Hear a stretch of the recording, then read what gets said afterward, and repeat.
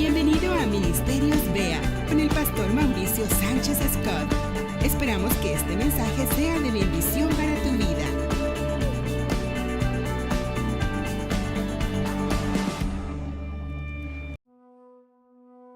Proverbios capítulo 29. No es nada nuevo, no es algo que no hayas leído o escuchado antes, pero hoy espero que el Espíritu Santo toque tu corazón de una manera particular. Proverbios capítulo 29, verso 18.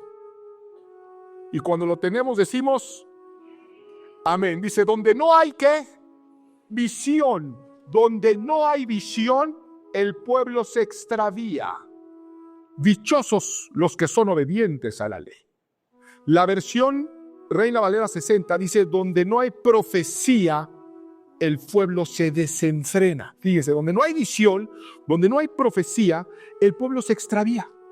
El pueblo se desenfrena. Y esa palabra, la palabra que se traduce en diferentes versiones al castellano como desenfreno o como que se pierden, es la palabra hebrea pasraj, que tiene otros significados.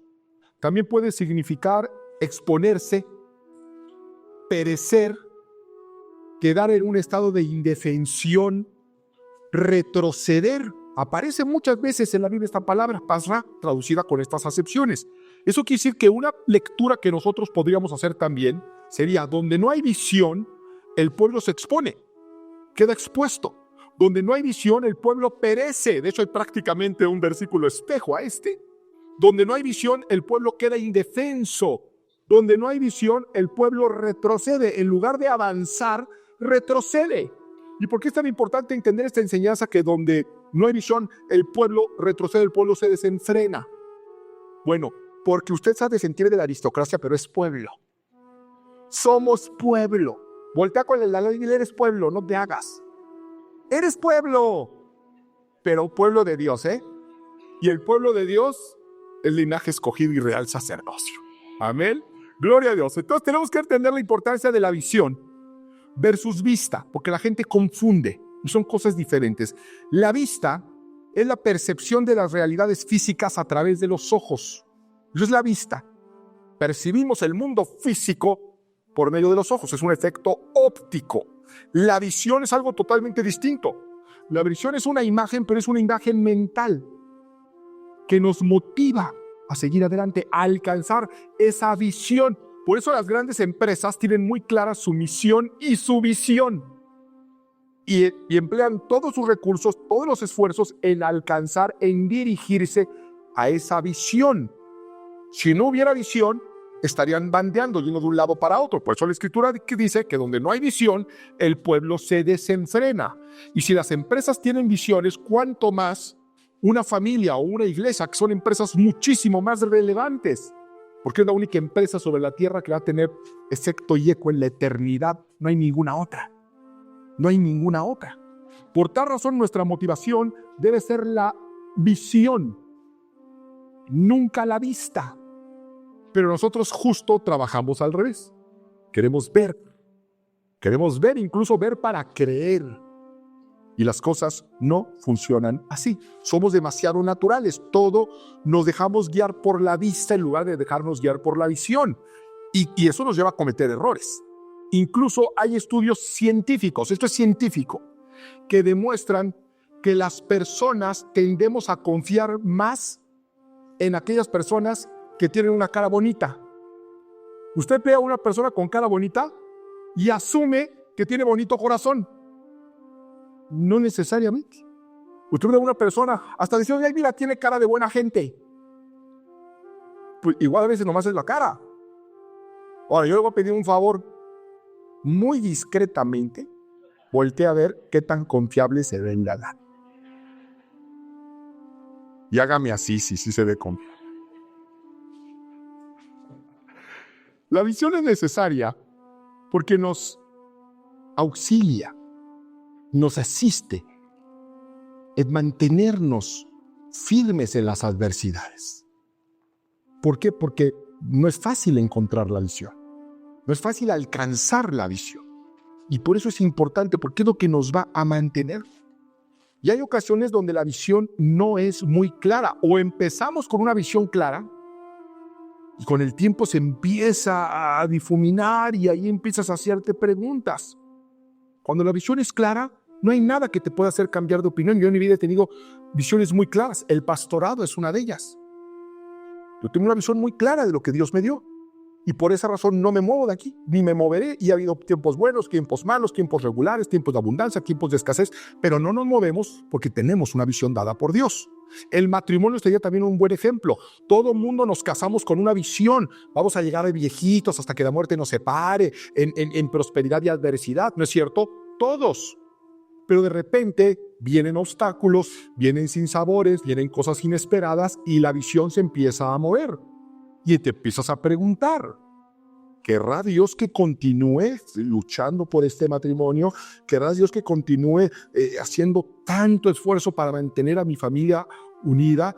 ¿Valdrá la pena que yo siga tras esta visión? Bueno, cuando nosotros nos hacemos esas preguntas, es un indicativo claro que hemos perdido ya la visión. Ya no la tenemos clara y entonces empezamos a dudar. Empezamos a dudar de la visión. ¿Sí? Uno de los discursos más extraordinarios que se han dado en la historia lo dio Martin Luther King, por cierto, un pastor, a favor de los derechos de los afroamericanos, en una época donde ellos no podían entrar a cualquier baño, no podían ir a cualquier escuela, no podían subirse a cualquier autobús. Y él dio este discurso que le tituló Yo tuve un sueño, yo tengo un sueño de justicia, un sueño de libertad, un sueño donde mis hijos van a ser juzgados por su carácter, no por el color de su piel. Y esa visión tan clara le permitió enfrentar prisión, enfrentar peligros y finalmente sería asesinado. Pero ¿qué creen? Esa visión resultó ser profética. Su hijo vio el cumplimiento de la visión de su padre. Su esposa estuvo presente en un lugar de honor. Esa mujer que no se podía subir a un autobús, que no tenía acceso a la educación, estuvo sentada en un lugar de honor cuando el primer presidente afroamericano se convirtió en presidente de los Estados Unidos. No tomó mucho tiempo que se cumpliera esa visión. ¿Por qué? Porque era muy clara y porque era muy firme. Y nuestro enemigo espiritual lo sabe. Por eso quiere ponernos cosas enfrente para que nosotros nos enfoquemos en ellas y perdamos la visión. Porque la vista nos muestra el obstáculo. La vista nos va a mostrar siempre los obstáculos, pero la visión nos muestra las promesas de Dios. La visión penetra el obstáculo, es como una vista de rayos X que penetra el obstáculo para ver la promesa detrás de ese obstáculo. Por eso la Escritura dice que nosotros debemos de andar por fe y no por vista. Pero ¿qué hacer finalmente cuando no tenemos visión? Hemos perdido la visión está borrosa. Para eso está la Escritura. Vamos a Génesis ahora sí, donde vamos a ver la historia de un patriarca. Y fíjense, es curioso, normalmente cuando se predica de los patriarcas, se va a hablar de Abraham, se va a hablar de Jacob, se va a hablar de Moisés incluso, pero casi no se predica de este patriarca, que es Isaac, que es el hijo de Abraham. Casi no se predica de él, y cuando se predica casi siempre es en el momento en que iba a ser sacrificado. Que realmente no es predicar de él, es predicar de Abraham. Y sin embargo, hay un dato curioso sobre Isaac, una curiosidad. La Biblia nos muestra a los personajes bíblicos como fueron, con sus aciertos y con sus desaciertos. Y Abraham, ese amigo de Dios, ese hombre de fe, tuvo muchos aciertos, pero también tuvo desaciertos. Muchos, mintió, desobedeció, hizo lo que Dios no le indicó. Jacob, que será Israel, y ni hablemos. O sea, fue un malandrín, un buen tiempo de su vida. Pero fíjese que de esos tres, que son Abraham, Isaac y Jacob, el mejor portado, o al menos el que menos problema y desobediencia se le ve en la Biblia, es a Isaac. Isaac, podríamos decir que fue el mejor portadito de los tres. Bueno, hoy vamos a ver de un tremendo error que cometió Isaac, donde hay una enseñanza para nosotros hoy. ¿Estás listo?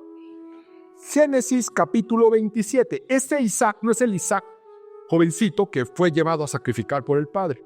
No, este es Isaac, es un hombre ya anciano. De hecho, ya está en su lecho de muerte.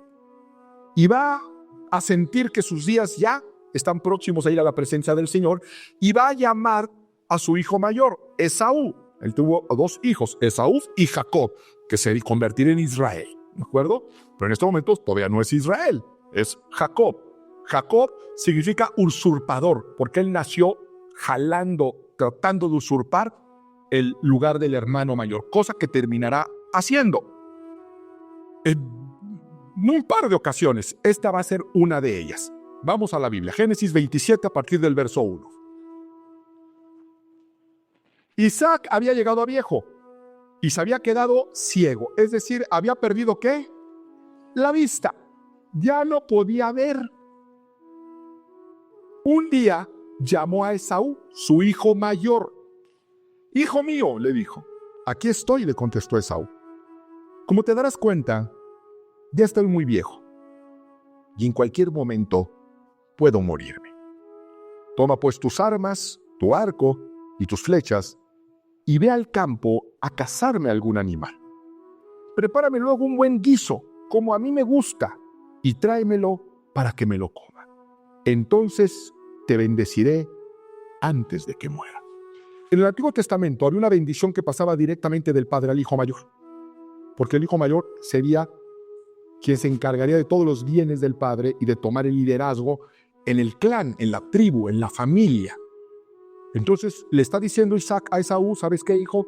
Ve a cazar, él era cazador, cocíname como a mí me gusta, se ve que además de ser cazador era buen cocinero, y te voy a bendecir, para que yo ya pueda partir a la presencia del Señor, habiendo heredado la bendición que yo heredé de mi padre Abraham, y que esa bendición terminará siendo de bendición para todas las naciones, porque esa era la bendición, no era cualquier cosa. Pero la mamá andaba escuchando, como buena mamá, que escuchan y ven todo. Y la mamá tenía otro hijo favorito, que era el menor, era Jacob. Y entonces va a armar un plan. Vamos a leer. Verso 5. Como Rebeca había estado escuchando mientras Isaac le hablaba a su hijo, Esaú, en cuanto éste se fue al campo a cazar un animal para su padre, ella le dijo a su hijo Jacob: «Según acabo de escuchar, tu padre le ha pedido a tu hermano Esaú que case un animal y se lo traiga para hacerle un guiso como a él le gusta. También le ha prometido que antes de morirse lo va a bendecir, poniendo al Señor como testigo. Ahora bien, hijo mío, escúchame bien y haz lo que te mando. Ve al rebaño y tráeme de ahí 2 de los mejores cabritos, para que yo le prepare a tu padre un guiso como a él le gusta». Fíjese, Jacob no era ni cazador, ni sabía cocinar. Entonces la madre le dice: «Yo lo hago por ti», y ve y sustrae, ¿sí?, de los corrales 2 cabritos, y yo voy a cocinarlo, porque yo sé cómo le gusta a tu papá, estos cabritos como a él le gustan. Es la tercera ocasión donde se nos dice que el plato tenía que ser cocinado como le gustaba a él. Él tiene una manera particular. Hay algunos comentaristas bíblicos que dicen que era el cabrito estilo Monterrey, pero hay un enorme debate al respecto hasta el día de hoy. Finalmente, el hijo mayor sabía cocinarlo, la mamá también sabía cocinarlo, Jacob no sabía cocinarlo, ni sabía cazar, ni era el mayor, pero pues está dentro de un plan. Y dice el verso 10, «Tú se lo llevarás para que se lo coma, y así él te dará su bendición antes de morirse». Pero Jacob le dijo a su madre: «Hay un problema. Mi hermano Esaú es muy velludo y yo soy lampiño. Si mi padre me toca, se dará cuenta de que quiero engañarlo y estará que me maldiga en vez de bendecirme». Fíjese, sabemos que Jacob no sabía cocinar, no sabía cazar, no era el mayor y que además era lampiño. El otro hermano era barbudo, peludo, pelo en pecho, así como yo se los enseñaría, pero no puedo hacer eso aquí. Y entonces me va a descubrir y en lugar de bendecirme, me va a maldecir. Y la madre, que tenía toda la solución, le dice: «Hijo mío, que esa maldición caiga sobre mí», le contestó. «Tan solo es lo que te pido y ve a buscarme esos cabritos».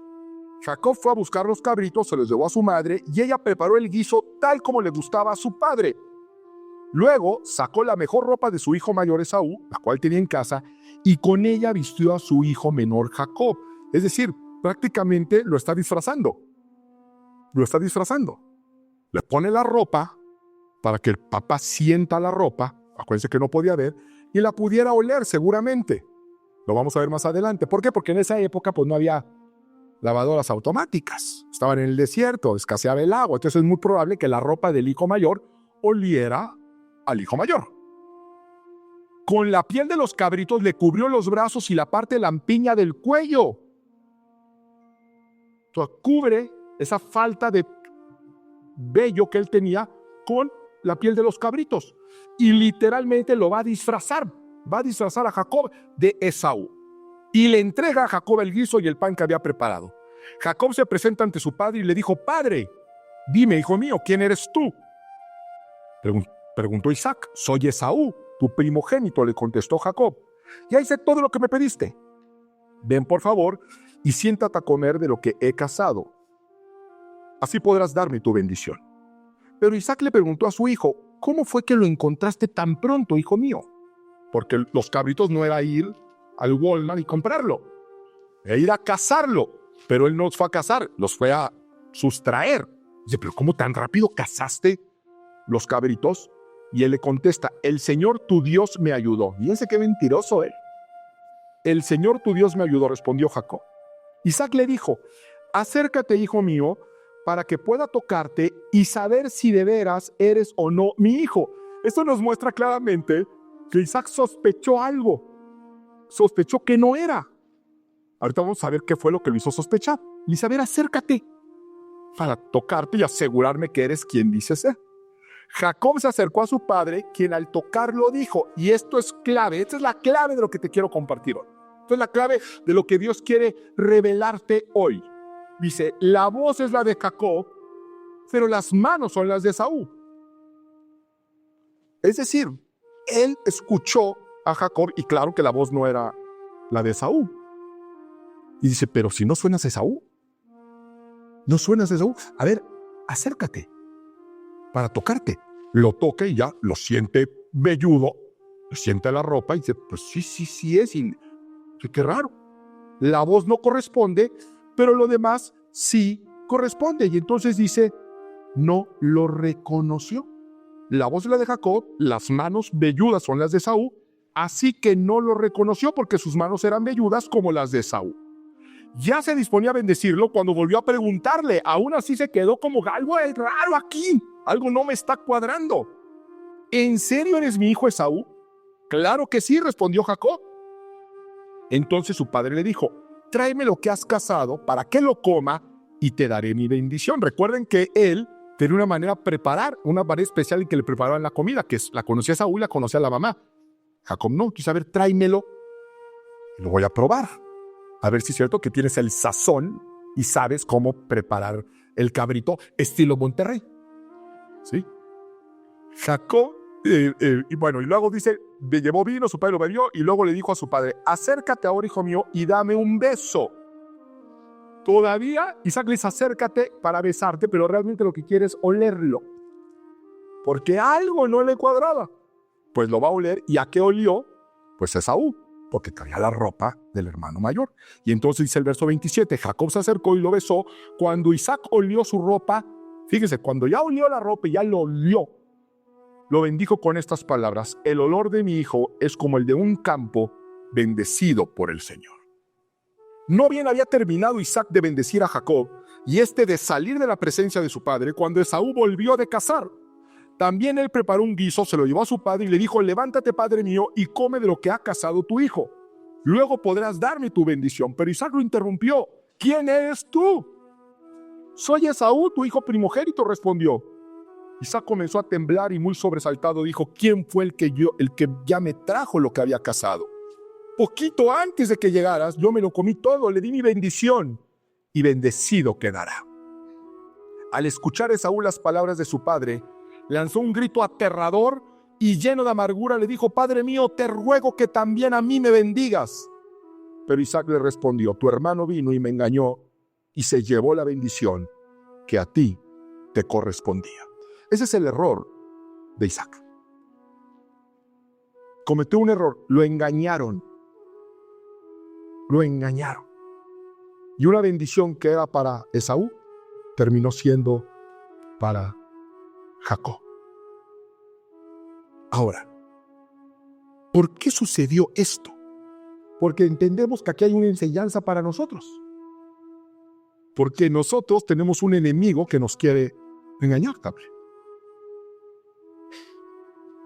Por supuesto, porque hubo una mamá que tenía otro favorito, porque había un hijo que era mentiroso, pero eso lo podría haber evitado Isaac. ¿Cuál fue el problema? Que Isaac antepuso sus sentidos a la voz. ¿Se dan cuenta? Él escuchó que la voz era de Esaú. Dijo, este es Esaú. A ver, déjame, ven. Lo toca y dice, no, perdón, dijo, este es Isaac. La voz es de Isaac. A ver, ven. Le toca las manos y dice, no, si es Esaú. A ver cómo hueles. Huele a Esaú. A ver el plato. Sabe a Esaú. Por lo tanto, él concluyó que era Esaú. Y era una mentira. ¿Por qué? Porque él antepuso sus sentidos a la voz. Escuchó las palabras de su hijo y al no corresponder con lo que él sentía, al no corresponder la voz con lo que él sintió, con lo que él olió, con lo que él tocó, él bloquea esa voz. Dice, ok, eso lo omito, eso lo salto, no lo tomo en cuenta. Voy a tomar en cuenta todo lo que yo estoy sintiendo, oliendo, tocando, probando, en lugar de hacerle caso a la voz. Esto fácilmente podría haber sido al revés. Fácilmente he dicho, ¿sabes qué? Pues sí, estás velludo como Esaú, pero la voz no es la de Esaú. Así que no eres Esaú. Pero él decidió anteponer sus sentimientos, lo que sentía, a lo que escuchaba. ¿Y por qué eso es relevante para nosotros? Porque nosotros tenemos la palabra de Dios aquí. Esta es la voz de Dios. Esta es la palabra de Dios. Hay gente que me dice, pastor, a mí Dios no me habla. Digo, pues no has de abrir una Biblia. Nunca has de abrir la Biblia, porque en el momento en que tú abres la Biblia, en ese instante, Dios te está hablando. Por eso esto le llamamos la palabra de Dios. ¿Sí, amén o no amén? Entonces tenemos la palabra de Dios. Pero cuando la palabra de Dios, cuando la voz de Dios entra en conflicto con lo que nosotros sentimos, cometemos el error del patriarca. Bloqueamos la voz de Dios y decimos, no ha de ser. No ha de ser. Es más lo que yo huelo, es más lo que yo siento, es más lo que yo percibo con mis sentidos que lo que la palabra está diciendo.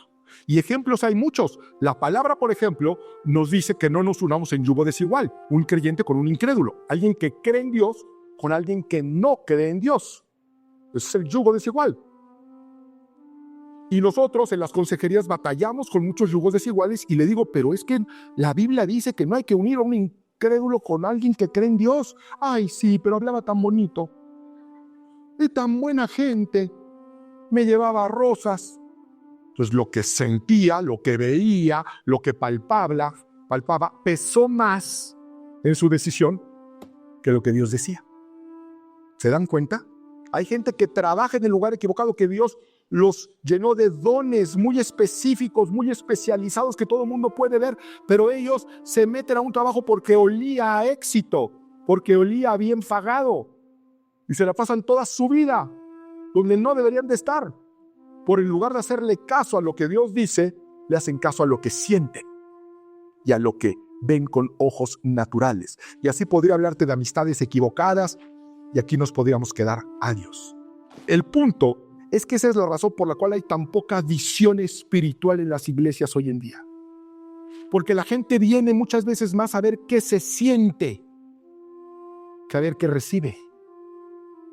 Viene a ver qué se siente. A mí en una ocasión, esto ya lo he platicado antes, llegó una persona que me dice, ay pastor, yo quiero congregarme, pero en una iglesia donde yo sienta aquí en el pecho el fuego.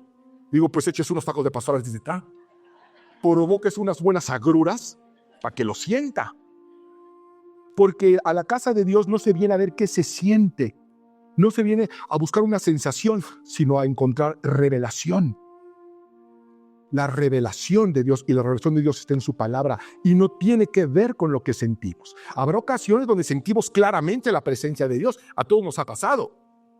Pero ahora yo te pregunto, si hoy, durante la alabanza, sentiste el Espíritu Santo fluir increíblemente. Bueno, gloria a Dios. ¿Pero qué? ¿Eso significa que la semana pasada no estuvo?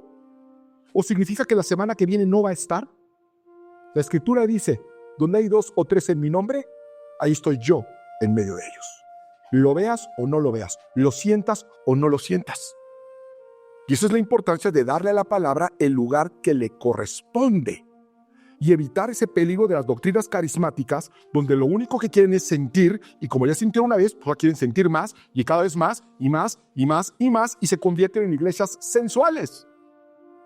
En iglesias donde lo que se está exacerbando son las sensaciones en lugar de la palabra. Y eso es un tremendo error. Hay que buscar la revelación, no la sensación, porque nuestros sentidos nos llevan normalmente a ser engañados. ¿Cuántas veces no nos hemos equivocado por lo que veíamos? Ese tenía cara de buena gente, olía ser un buen negocio, es que yo sentía muy bonito cuando hablaba y terminamos en un pozo muy profundo. Ahora dígame cuándo la palabra de Dios se ha equivocado. ¿Cuándo usted ha dicho yo le hice caso a la palabra de Dios y me apropiaron? ¿Cuándo dije yo apliqué este principio espiritual y mi vida empeoró? Nunca, nunca, jamás. Por eso deberíamos de enfocarnos en la palabra de Dios. No vamos a poder ser engañados si hacemos caso a la palabra. Nunca. Siempre que hagamos caso a nuestros sentidos, algunas veces acertaremos, la mayoría no. Pero siempre que le hagamos caso a la palabra, la victoria está asegurada. Segunda de Pedro, capítulo 1, verso 19. Tenemos también la palabra profética más segura. ¿Cuál es la palabra profética más segura? La Biblia. La Biblia. Por eso a mí me dicen, oiga, pastor, me dijo el señor profeta que dentro de 3 años yo iba a estar viviendo en Nueva York. ¿Será cierto? No, no sé. Eso yo no lo sé. Yo no sé ni siquiera si sea profeta. No lo sé. No tengo idea. Lo que sí tengo idea es que si Dios te lo dice, así va a ser. Y al profeta, pues tómalo. La veremos. No te desboques, no vas a vender ahora todas tus cosas para irse a Nueva York. Luego ya fuiste y ya te deportaron. Y dices, ¿qué pasó si Dios me dijo? No, Dios no te lo dijo. Pusiste la palabra de alguien por encima de lo que Dios te había dicho. Pero tenemos que ser muy cuidadosos con eso. Y no estoy diciendo que Dios no pueda usar sensaciones, personas, no, sí lo puede usar. Pero la palabra profética más segura la tienes aquí en la paz. No hay nada más seguro que eso, nada absolutamente. Dice, tenemos también la palabra profética más segura, a la cual hacéis bien en estar atentos.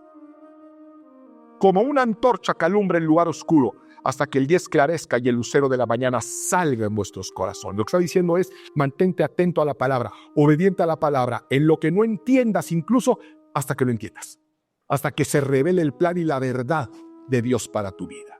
El salmista escribiría, lámpara es a mis pies tu palabra y lumbrera a mi camino. Fíjate, el contexto es maravilloso.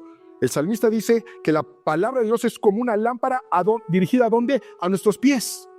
¿Y por qué quiero yo una lámpara a mis pies? Porque estoy en tinieblas, porque no sé a dónde ir, no veo el camino, no sé si doy un paso y frente mío hay un abismo donde voy a caer, o a un lado y estoy paralizado y no sé hacia dónde moverme. La palabra de Dios dice que es una lámpara que alumbra tus pies y puedes empezar a dar pasos seguros. Quizá no puedes ver todo el camino, pero empiezas a dar pasos seguros en obediencia en relación a ¿qué? A la palabra de Dios. Nos va a ir llevando paso a paso a puerto seguro. Por eso el salmista escribió que es una lámpara a nuestros pies. Y por eso tenemos tanto que aprender de los patriarcas, no solamente de sus aciertos, sino también de este tipo de errores. Porque si un patriarca, si el hijo de Abraham, el padre de Israel, cometió este error, imagínate cuánto más nosotros estamos susceptibles a dejarnos ir por lo que sentimos, por lo que vemos, por lo que olemos, por lo que palpamos en lugar de la palabra de Dios. Hay otra historia familiar que seguramente se fue contando a lo largo de las tradiciones de esta misma familia, de este mismo clan, que es la historia de Agar, la mujer que precisamente le entregaron a Abraham para que tuviera un hijo, a pesar de que Dios ya le había dado una visión a Abraham, que iba a tener un hijo con Sara. Y ellos que empezaron a ver, pues que el tiempo pasaba. Empezaron a sentir que sus fuerzas flaqueaban. Entonces dijeron, aquí algo está mal, no estamos entendiendo bien la promesa, que era clarísima. Vamos a darle una ayudadita a Dios, vamos a echarle una manita a la profecía, como si Dios necesitara un empujoncito. Y entonces Sara le entrega a su esclava Agar para que tuviera un hijo con Abraham. Y nace ese hijo, se llamó Ismael. El primogénito de Abraham es Ismael. Un hijo que no era parte del proyecto, pero nació. ¿Y qué pasó? Puro conflicto, puro problema. Ahora la que era sierva se siente la dueña de la casa, Sara se siente muy humillada, Abraham está ahora entre dos mujeres y un camino, que creo que era Bibi Gaitán y la Tesorito, ¿ah? Qué bueno que vean esos programas, ¿eh? Para eso lo hago, para darme cuenta. Y así se encuentra Abraham. Y llega un momento donde Sara le dice a Abraham, prácticamente, o ella o yo. Así de fácil ya, o ella o yo. Aquí no hay lugar para las dos. Imaginémonos a Abraham. Tiene a su esposa amada. Se tiene a su hijo. Era su hijo. Ya déjate a Agar. Dejemos a Agar ahorita fuera de la jugada. Su hijo primogénito. Y le dice, o te deshaces, se va él o me voy yo. ¿Y qué hace Abraham? Consulta a Dios. Consulta a Dios. En una disyuntiva que yo creo que ningún hombre tiene la sabiduría de saber qué hacer en ese momento. Y con todas las implicaciones proféticas que tenía. Y Dios le dice, deja ir al niño. Déjalo ir. Dejarlo ir, no crean que era mandarlo a Harvard a estudiar, ¿eh? Era desterrarlo, que se fuera al desierto. El desierto en el contexto bíblico y en esa época era sinónimo de muerte. Y Dios le dice a Abraham, déjalo ir. Mucha gente cree que Dios le pidió a Abraham solamente una vez que sacrificara a un hijo con Isaac. No, lo hizo también con Ismael. Pero Dios le dice algo. Dice, pero no te preocupes. Aunque este niño no era parte del plan, yo no te voy a dejar, yo no te voy a desamparar. Yo me haré cargo del niño y de su madre y también los voy a convertir en una gran nación. Esa nación son los países árabes, ¿eh? Pero eso será motivo de otro sermón.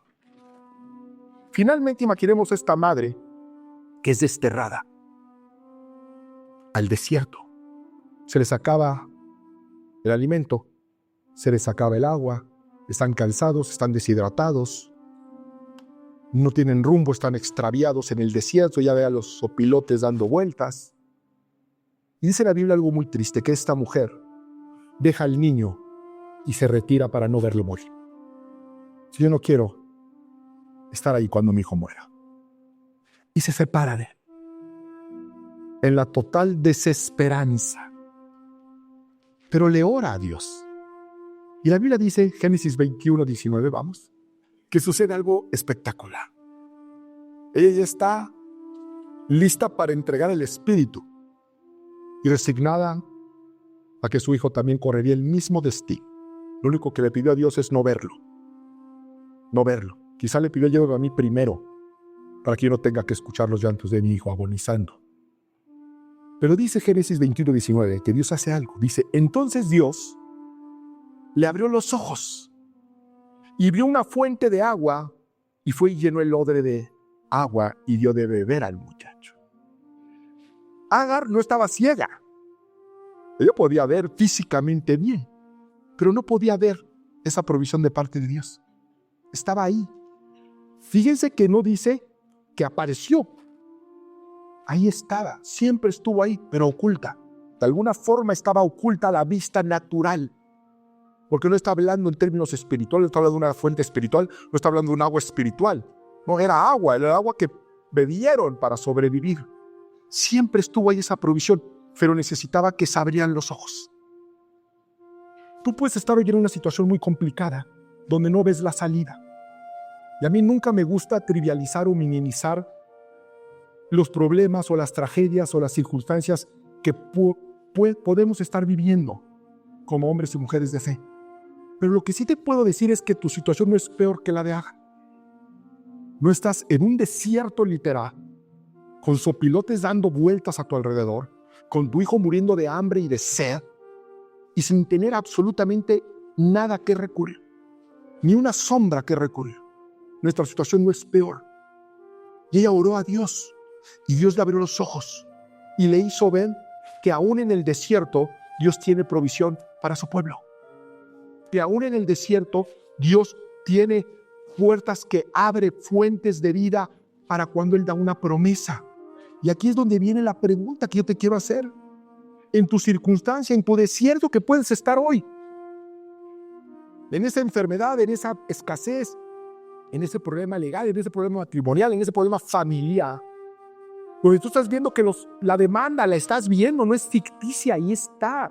Tú estás viendo el diagnóstico médico que es que sí tienes esto.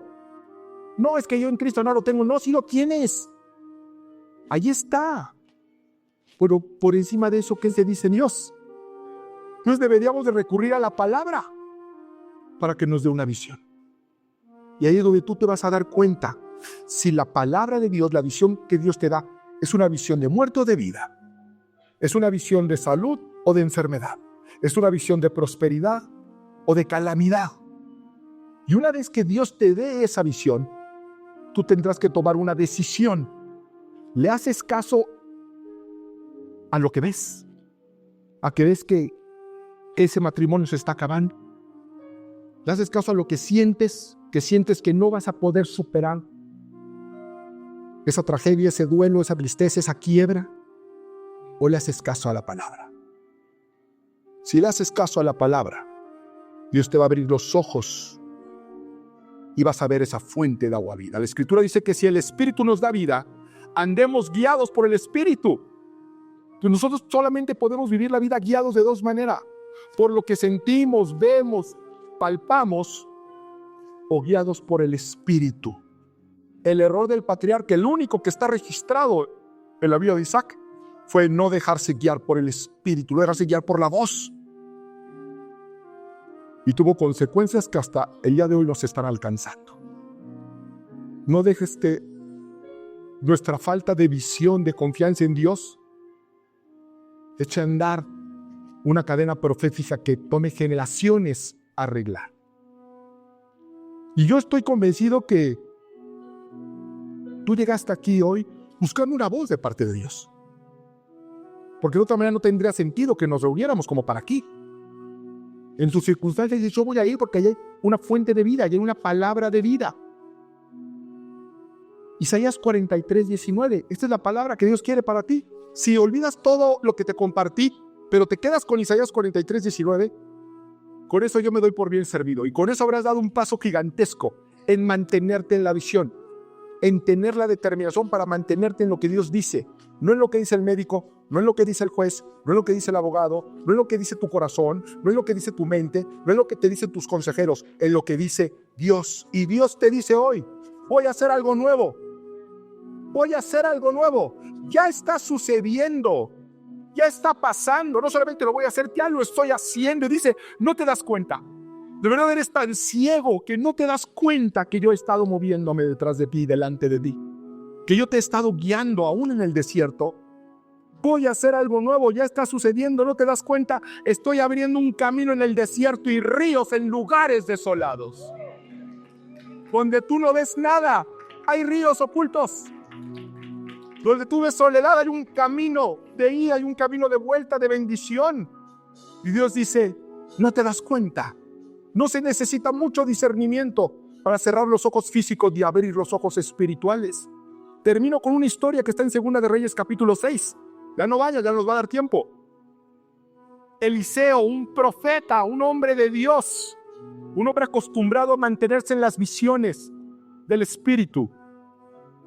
Un rey maligno le manda todo un ejército para matarlo. Fíjate nomás, un pobre profeta le manda todo un ejército. Fíjate qué exageración. Así se levantan de repente ataques desproporcionados para los hijos de Dios. Que dice: oye, pero ¿de dónde tanto odio? ¿De dónde tanta adversidad? ¿De dónde tanta oposición?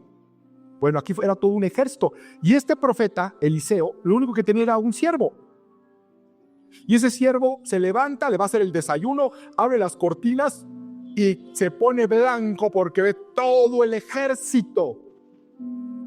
Sale despavorido y va con Eliseo y le dice: profeta, vámonos, agarre sus cosas y vámonos. Dice, ¿pero por qué? Viene todo el ejército enemigo para matarnos. Y no te preocupes, no pasa nada. ¿Cómo que no pasa nada? No tardan en llegar, no pasa nada. Son más los que están con nosotros, los que están con ellos. ¿No sabe qué? Eliseo, creo que no me entendiste. Viene todo un ejército, no son 2 contra 2 nos los aventamos. Es todo un ejército, hombres a caballo, carros de guerra, arqueros en contra de nosotros. Y le dice, son más los que están a nuestro favor. Y el siervo dice, pobrecito de Eliseo. Bien le decía a la vuelta que tanto ir a la iglesia le iba a fundir el cerebro. Y dice Eliseo, dice la Biblia, que Eliseo le pide un favor a Dios, así dice ahí este siervo. Dice, Señor, quiero hacerte una petición esta día. Ábrele los ojos a este ciego. Dale el don que me has dado a mí. Por un instante, ábrele los ojos. Y cuenta la escritura que Dios concedió la petición y le abrió los ojos. Y el siervo vio todo un ejército celestial rodeando al ejército enemigo. Efectivamente, eran más los que estaban con ellos que lo que el enemigo te pueda mandar. Y esa es una realidad para tu vida hoy. Aunque no lo puedas ver, Cristo está contigo. En tu desierto, Dios ya puso provisiones de fuentes de agua, de vida. Pero tenemos que mantenernos en la visión. No podemos apartarnos de la visión ni por un segundo. No dejes que tus sentimientos te lleven a tomar decisiones equivocadas, a que te comprometas donde no debías hacerlo, a que aceptes lo que no tenías que haber aceptado, a bajar el estándar para el cual fuiste llamado. ¿Por qué? Por lo que ves, por lo que sientes, por lo que hueles, por lo que escuchas. Escucha una sola voz, la voz de Dios. Y la Biblia dice que el ángel de Jehová acampa alrededor de los que le temen y los defiende. Ministerios BEA con el pastor Mauricio Sánchez Escort. Esperamos que este mensaje sea de bendición para tu vida. Para conocer más, visita nuestro sitio en internet www.iglesiabea.com. Gracias por escucharnos.